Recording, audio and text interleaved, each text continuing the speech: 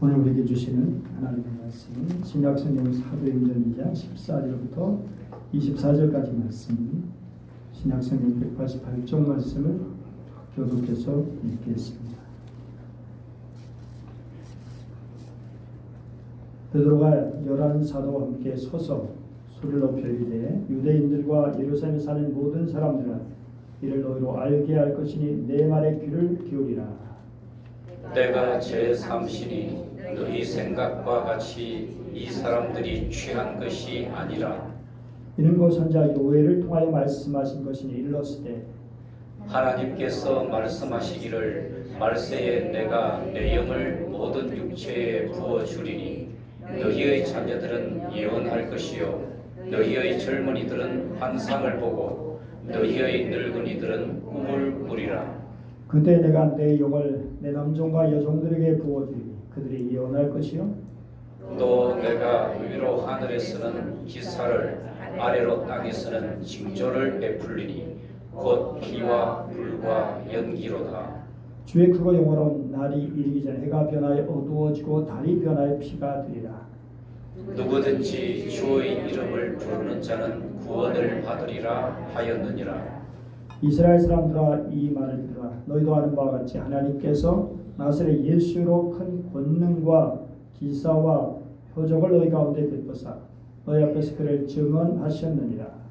그가 하나님께서 정하신 뜻과 미리 아신 대로 내준 바 되었거늘 너희가 법 없는 자들의 손을 빌려 못 박아 죽였으나 다같이 하나님께서 그를 사망의 고통에서 풀어 살리셨으니 이는 그가 사망에 매여 있을 수 없었음이라. 아멘.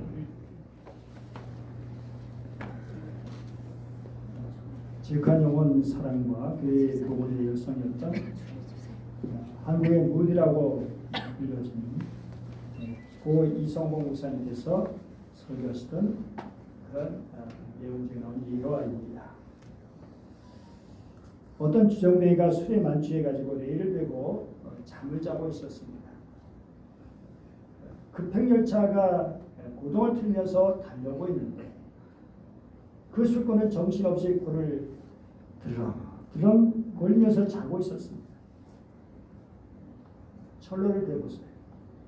그때 자비로운 사람이 그것을 보고 견딜 수가 없어가지고 고함을 칩니다. 여보시오, 기차가 옵니다. 일어나시오. 그러나 그 술주정뱅이가 기차는 무슨 기차? 우리 집 아랫목이야. 그러면서 털어놓고 말았어요. 결국 그 자비로운 사람이 그 철렁에 들어가서 술주정뱅이를 들어 움직이고 또 다리를 끌어가지고 아래로 내동댕이 쳤어버렸어요. 그래서 술주정뱅이는 떼굴떼굴 굴러갔지만 무정한 기차 정갈하지 못하고 그 자비로운 사람의 몸을 덮치고 말았습니다. 그는 목이 잘라지고 다리가 끊어지고 다리자니 창자가 나와 즉사했죠. 그제서야 정갈한 기관수와 차장이 달려와서 머리와 팔 다리가 잘려 그 사람의 시체를 모아놓았습니다.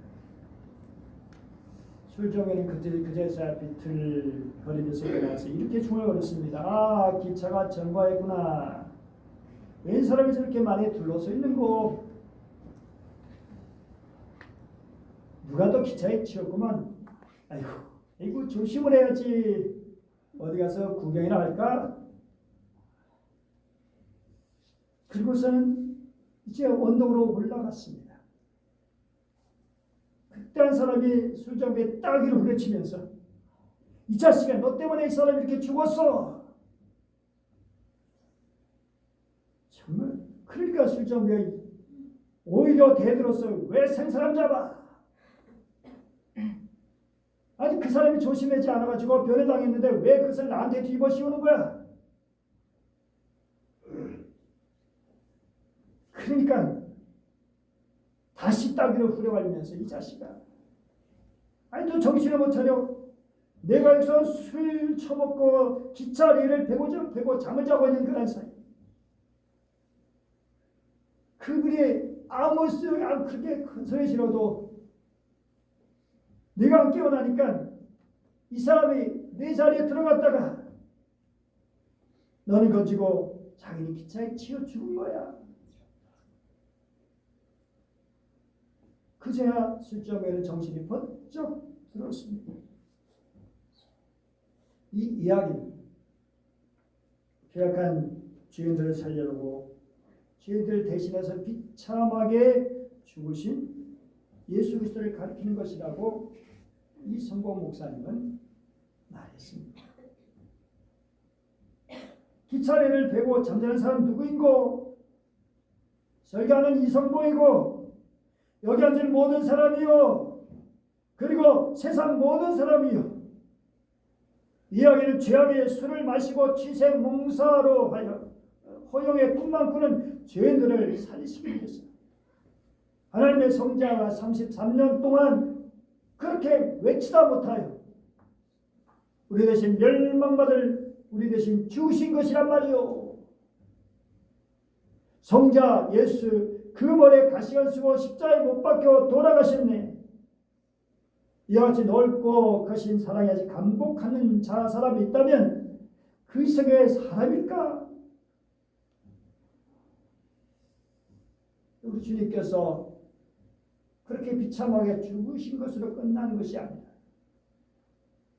부활하셨죠. 십자가에 달려 죽으셨다고 부활하신 예수님. 그리고 40일 뒤에 예수님께서 제단을 드리고 베다니 앞까지 나가사 손을 들어서 그들을 축복하시고는 그들을 떠나 하늘로 올려지셨습니다. 승천하신 거죠. 근데 예수님께서 승천하신 전에 제자들에게 이렇게 말씀하셨습니다. 볼지어다 내가 내 아버지께서 약속하신 것을 너에게 보내리니 너희 위로부터 능력으로 입혀질 때까지 이 성에 머물라 하시냐. 또 사도행전 1장 8절 오직 성령이 너희에게 임하시면 너희가 권능을 받고 예루살렘과 온 유대와 사마리아와 땅 끝까지 이르러 내 증인이 되리라 하시니라. 그러자 그들의 큰 기쁨으로 예루살렘 돌아가 늘 성전에서 하나님을 찬송하며 또한 마음을 같이하여서 오로지 기도에 힘썼던 거죠. 그리고 드디어 오순절 날이 되었습니다. 제자를 위시해서 110명이 다 같이 한 곳에 모여 앉아 있었는데 갑자기 급하고 강한 바람 같은 소리가 들리고 불에 혀같이 갈라지는 놀라운 현상이 보이면서 성령이 각 사람에게 임하게 된 것입니다. 이 놀라운 사건으로 말미암아 예수님의 그 약속의 말씀이 그대로 성취되어진 것입니다. 그런데 이것은 예수님의 약속의 말씀도 있었지만 구약 성경이 예언된 일이기도 한 것이죠. 구에 내가 내 영을 만민에게 부어주리니 너의 자녀들은 장래의 일을 말할 것이요 너의 늙은이는 꿈을 꾸며 너의 젊은이는 이상을 볼 것이요 그때 내가 또 내 영을 남종과 여종에게 부어줄 것이며 성령의 강림으로 그야말로 새로운 시대가 전개된 것입니다. 예수 그리스도의 탄생은 하나님 나라의 시작을 의미했듯이 성령의 강림은 교회의 공식적인 출범을 의미하는 것이죠. 성령의 임재로 초대교회가 탄생하게 되었고 그걸 통해서 하나님의 나라가 더 확장되어 갔죠. 그래서 온 교회들의 생일이 바로 성령 강림절입니다.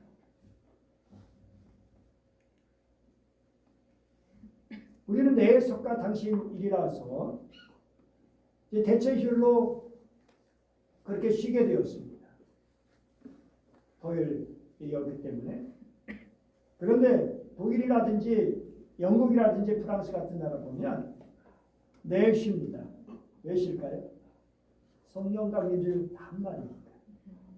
그만큼 성령 강림절이 중요하기 때문에 그날 주일이니까 월요일이 공휴일이 되는 것입니다.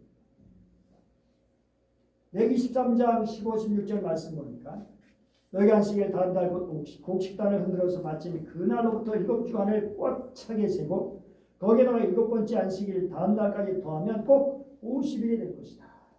그때 너희는 핵곡식을 주에게 곡식 제물로 바쳐야 한다 라고 말씀하고 있습니다. 이 날이 바로 오순절 77절이 되는 것이죠.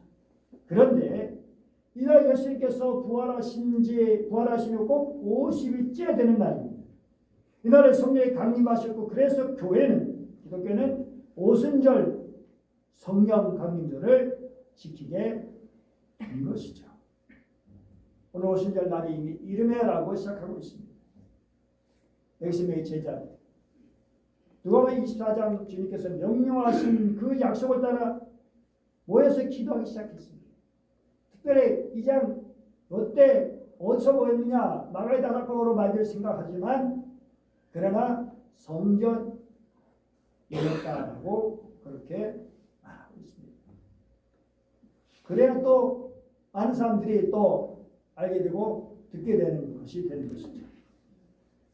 어쨌든 정말 그때 놀라운 일이 일어난 것이죠. 그들이 다 성령의 충만을 받고 성령의 말하게 하심에 따라 다른 언어로 말하기 시작했다라는 사실입니다. 근데 그저부터 보니까 거기에 모인 사람들이 어디서 온 사람들이냐? 17지역을 말하는데요. 예루살렘 중심으로 남쪽에 애굽도 있고 아라비아도 있고 그리고 동쪽에 엘람, 메데, 바데, 파르디아죠. 그 다음에 또 북쪽으로 갑바도기아, 본도, 무르기아, 아시아, 밤빌리아가 있고 또 서쪽 편으로 그레데, 로마, 구레네, 리비아 이런 나라들이 있었습니다. 정말 이것을 그렇게 각 지방에서 드셨던 물론 이들은 다 유대인들입니다.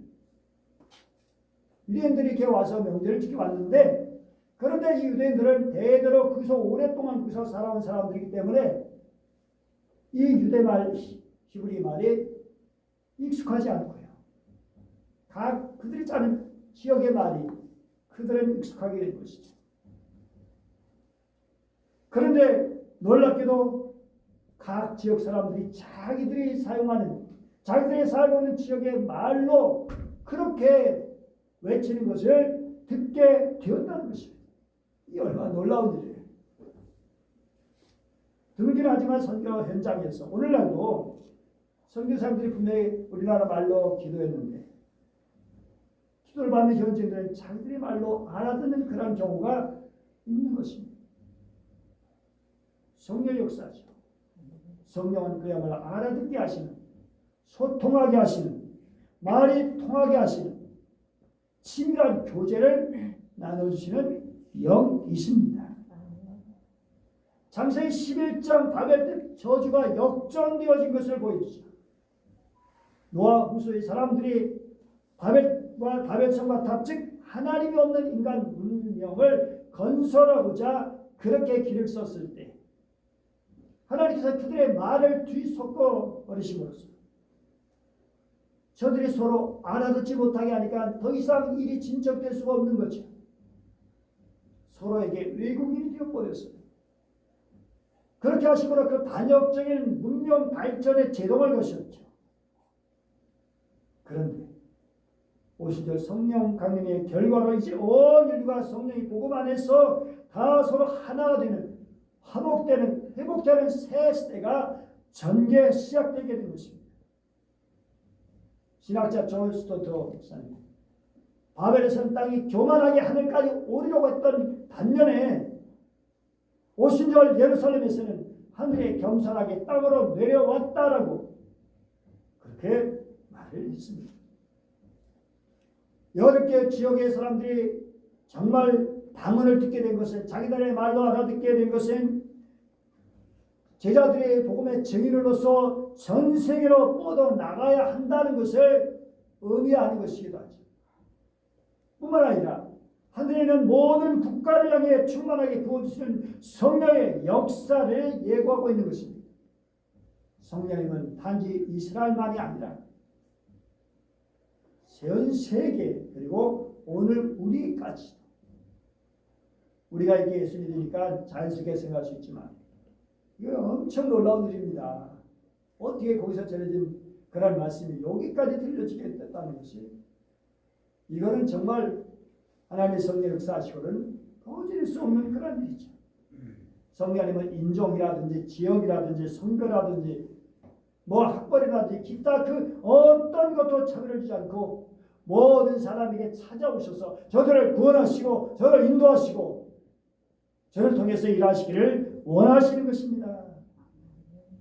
제자들의 말을 들은 저들이 당황해가지고 아니 저 사람들의 말을 우리가 알아들 수 있잖아.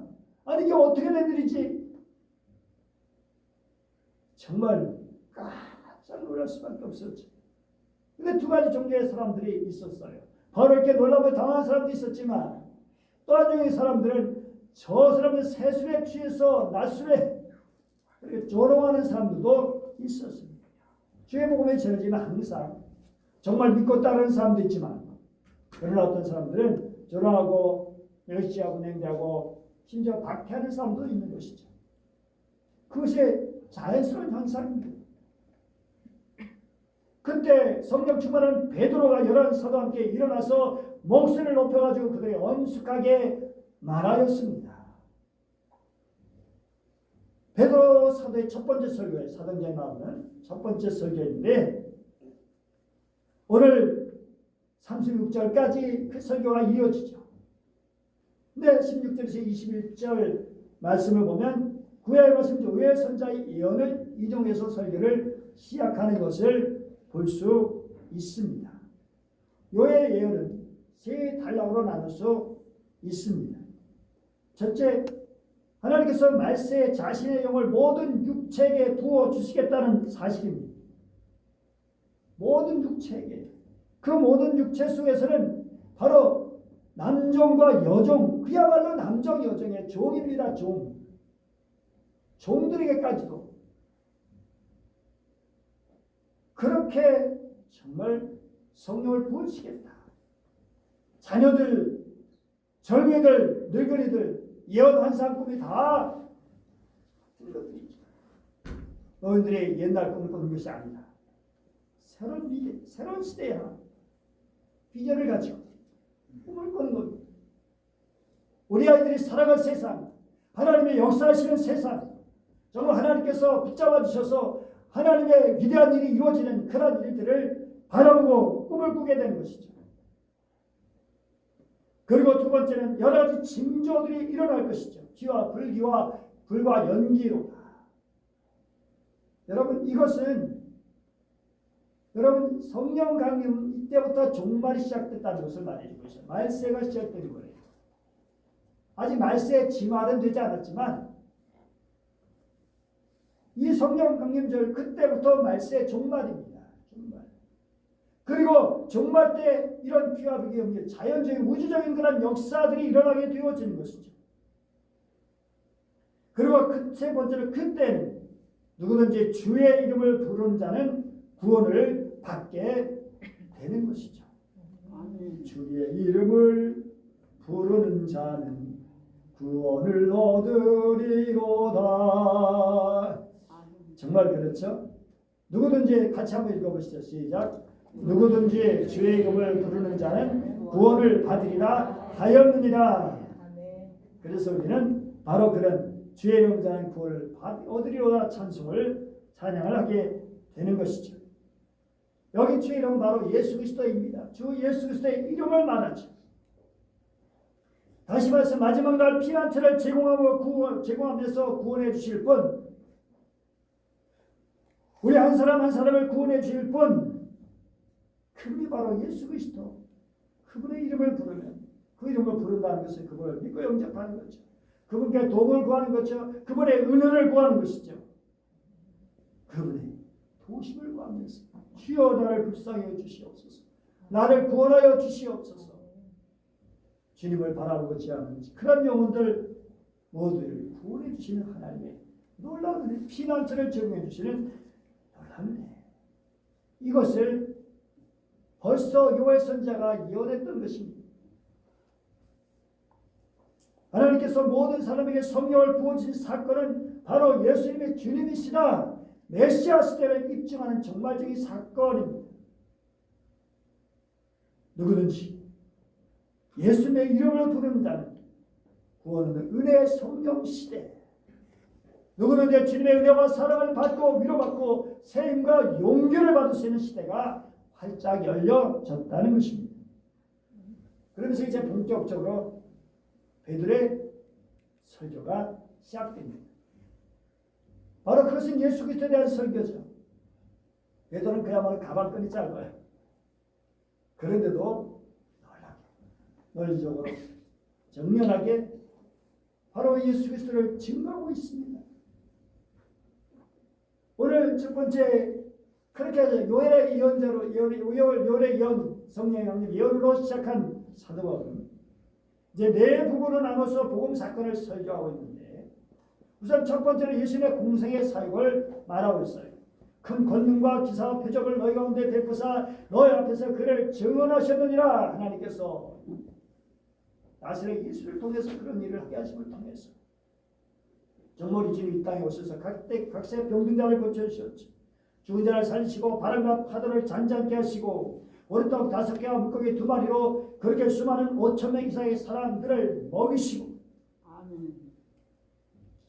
물이 변화의 포도주가 되게 하시고 죄인의 변화에 살 사람 되게 하시고 슬픔과 한난과 그리고 고통을 당하는 자에게 기쁨과 소망을 주시고 십자가 부활로 구원해 주신 놀라운 주님의 은혜. 바로 이것이 하나님께서 정말 예수 그리스도를 증언하신 것이다. 그가 메시아라는 것을 증언하신 것이다. 두 번째 예수님의 십자가의 사건이죠. 그 하나님께서 정하신 뜻과 미리 하신 대로 내준 바 되었거늘 너희가 법 없는 자들의 손을 빌려 못 박아 죽였으나, 그렇죠. 예수님의 죽음은 가르다 위해서 내어진 것이 아니라 하나님의 정하신 뜻과 경륜 속에서 영원전부터 계획된 일이었다는 거예요.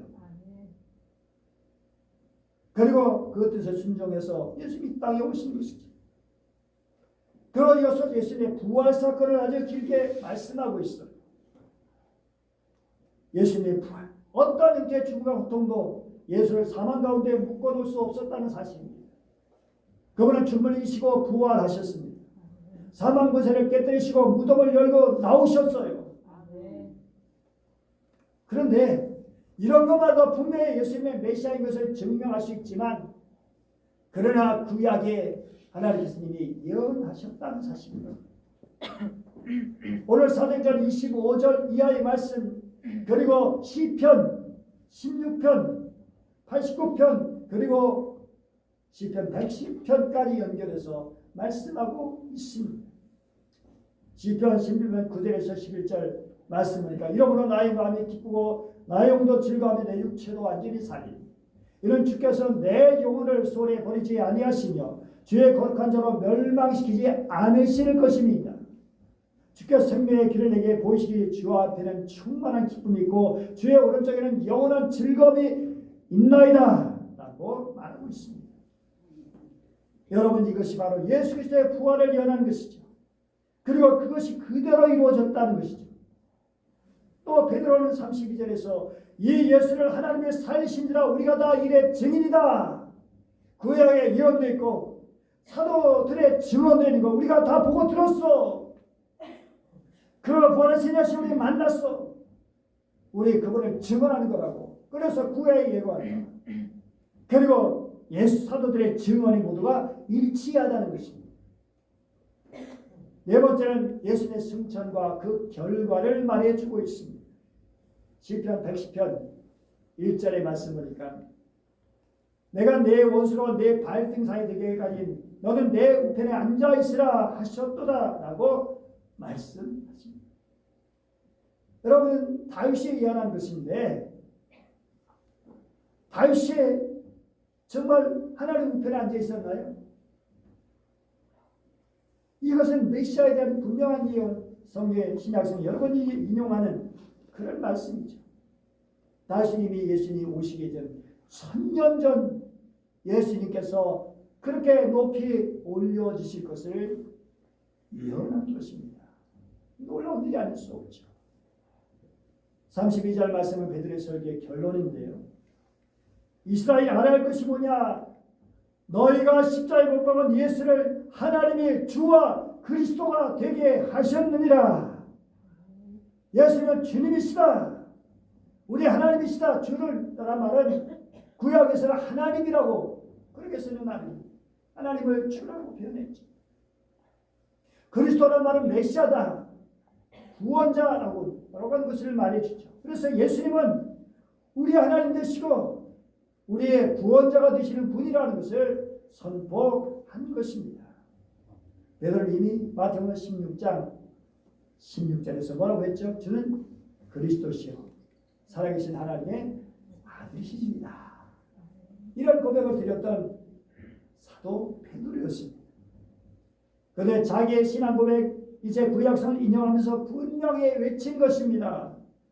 그리고 베드로 이렇게 설교했을 때 놀랍게도 3,000명이나 된 사람들이 그렇게 예수를 믿고 세례 받는 놀라운 역사가 있게 되었다는 사실입니다. 여러분 어떻게 이렇게 베드로가 능력 있는 감동 있는 설교를 할 수 있었겠습니까?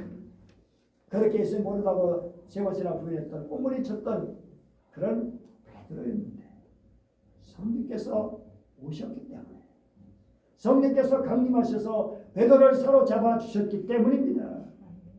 성령이 일하시니까 정말 이 땅에 교회가 탄생된 것 그 교회를 통해서 하나님의 나라를 확장시키시는 힘인 바로 성령께서 오셨기 때문입니다.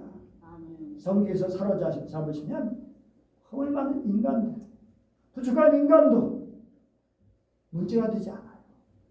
정말 그들을 통해서 자신은 오늘날 목회자들 다 약점들이 있습니다. 다 부족한 것이 있습니다. 그래서 주님에 붙들어주지 않으시면 아무것도 할 수 없는 오히려 누만 끼칠 수밖에 없는 그런데도 불구하고 주님께서 함께 하실 때 하나님의 귀한 이들을 감당할 수 있을 줄 믿습니다. 여러분 이 7절 오순절 날은 두 가지 의미가 있어요. 하나는 구약에서 함께 십계명과 율법을 받은 날이 바로 그 날이에요. 그리고 가나안 땅에 들어가 첫 수확을 거둬들인 기념하는 절기이기도 하는 것입니다. 다음에 이 사진을 보면 이게 5월의 사진이에요. 5월에 성령가가 25월이잖아요. 이때 바로 이런 밀이 익어가지고 수확하는 거예요. 제가 2010년 이스라엘 갔을 때 이거 다 보았잖아요. 정말 그때 성령가는 수확을 밀이삭을 수확할 때 그 사람에게 영광을 드립니다. 그러면서 또 말씀을 주신 그런 날. 그래서 바로 오순절 날은 영적으로 육적으로 하나님께서 귀한 말씀을 주신 것을 감사하는 날이기도 하고 또 뿐만 아니라 육신적인 먹을거리를 주신 그런 것을 감사하는 날이기도 한 것입니다. 그런데 이날에 성령께서 임하심을 통해서 이제는 영육간의 원인의 성령께서 들어주셔서 여러분 주의 성령을 함께 하실 때 우리 육신적인 문제에 걱정할 필요가 없습니다. 우리 예수님이 다 말씀하신 것처럼 정말 주님의 일을 하려고 합니다. 주님이 책임져 주시죠. 저도 그걸 아주 여러 번 경험했습니다. 지갑이 다 없어지기도 하고 먹을 것이 끼니가 떨어져서 걱정이 될 때도 있었지만 하나님께서는 다 채워주시고 여기까지 오게 하셨던 것입니다. 사랑하는 여러분 정말 이 베드로 호언 장담만 할 줄 아는 그러면서도 뒷수술을 할 수 없는 그런 인간이었어요. 혈기왕성한 인간. 그래서 절대 주님을 부인하지 않겠다고 했으면서도 그렇게 모르고 부인을 버리고 그런 고기 잡는 일로 평생을 지내왔기 때문에 그렇게 많은 학문을 그렇게 배울 시간이 없었어요. 그런데 그는 이제 더 이상 겁쟁이가 아니었습니다. 뒷수술을 하지 못하는 그런 낙한 인간이 아니었습니다. 그렇게 하나님의 말씀을 전하는 놀라운 그런 인물이 되어졌습니다. 자유자재로 구약성을 인용하면서 그렇게 어떻게 말씀을 전할 줄 누가 알았겠어요. 사도 바울 철저히 유대주의였고 그렇게 교회를 박해하던 사람이 변해서 정말 그도 역시 주의 복음을 전하는 놀라운 그런 사람이 되었어요. 성령이 오셔서 그 눈에 눈물이 비늘이 빗겨었게 유대에서 보지 못하던 새로운 세계를 보게 되었고, 그래서 철저하게 예수 그리스도의 죽음과 부활 전하는 복음 전도서 일생을 살게 되었습니다. 기독교 역사는 성령의 역사와 함께 발전되고 성령의 역사와 함께 확장되어졌습니다. 시대마다 복음의 열정이 압도하고 영혼을 향한 뜨거운 심정을 낸 사람들 통해서 그렇게 복음의 역사가 일어났죠.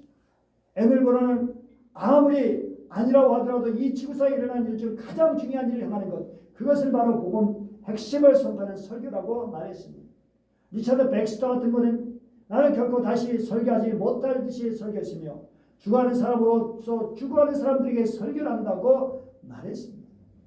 특별히 D.L. 무드 100만 명을 전도한 전도자 우리 D.L. 무드를 생각해보면 그의 가정은 신앙의 자유를 찾아서 미국으로 건너간 청교도 집안이었습니다. 근데 그의 아버지가 일찍 세상을 떠나게 된 거예요. 이 가정 경제가 심하게 기울어졌죠. 그래서 무디는 일찍부터 성공하고 싶었던 욕망이 강했으며 돈 많이 벌어야지. 근데 오늘날 교사였던 에드워드 킴벌이 찾아왔습니다. 신발 가게에 찾아와가지고 진지하게 거듭나는 가려서 물었습니다. 무디, 자네는 예수 그리스도를 영접한 체험이 있는가? 글쎄요, 저는 어머니를 따라 교회 다녔고 지금도 다니고 있습니다. 그리고 예수 믿는다고 생각하고 있어요. 그러자 하는 말이, 내 말은 자네가 개인적으로 죄사함을 받고 거듭난 적이 있는가 하는 것이네. 나는 자네의 영혼을 두고 기도를 많이 했네. 하나님은 자네를 무척이나 사랑하고 계신다네. 이 말씀을 듣게 되었을 때 무디는 정말 가슴에 큰 무거움을 받았어요. 그러구나. 깊은 깨달음을 갖게 되고 성령 역사하시게 되고, 그리고 그는 고백하게 되어졌습니다. 정말 하나님 앞에서 자기 자신을 보게 되고, 그리고 놀랍게도 새로운 역사, 새로운 세상이 열려진 것을 그는 발견하게 되었죠. 그러면서 킴벌과 무디가 함께 무릎을 꿇고 기도하게 되었습니다. 그가 그때 느꼈던 그런 마음을 무디는 이렇게 말했습니다. 그 시대 은혜로 죄사함 받은 날 아침 밖으로 나가서 만물을 보았습니다. 태양이 그토록 잘 사람스럽게 보인 적은 없었습니다. 지저귀는 새소리도 내 마음을 감동시켰습니다. 모든 것이 달라졌습니다. 하나님께서 무디의 마음을 만져주시고 그를 변화시켜주시고, 이제 그 바통이 누구에게입니까? 바로 우리에게입니다. 주님 알지 못할 죄를 알지 못하는 영혼들, 정말 성령께서 그 마음을 만져주셨어요. 주님을 제대로 알고 주님을 진심으로 영접하고 주님을 너무 살아가기를 간절히 바랍니다.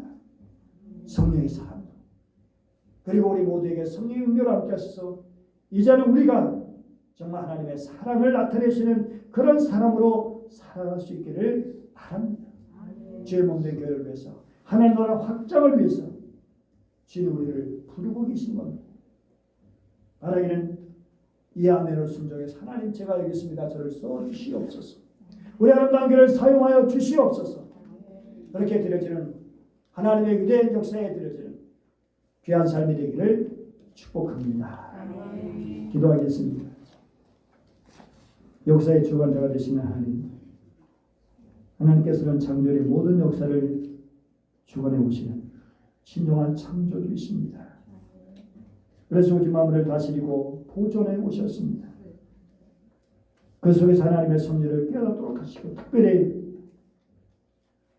오순절에 성령을 부어주심을 통해서 변화의 새 사람 되게 하시고 교회가 탄생되게 하시고 수많은 사람이 구원하시는 놀라운 역사를 시작하여 이루어주심을 감사드립니다. 예수님의 십자가 죽으심과 부활로 말미암아, 그리고 주님이 약속하신 성령 오심으로 말미암아 이루어진 일들을 주여 우리 가슴이 뜨겁게 하여 주시옵소서. 하나님, 주님을 믿고 따르게 하여 주옵소서. 주님, 우리는 부족한 죄인들입니다.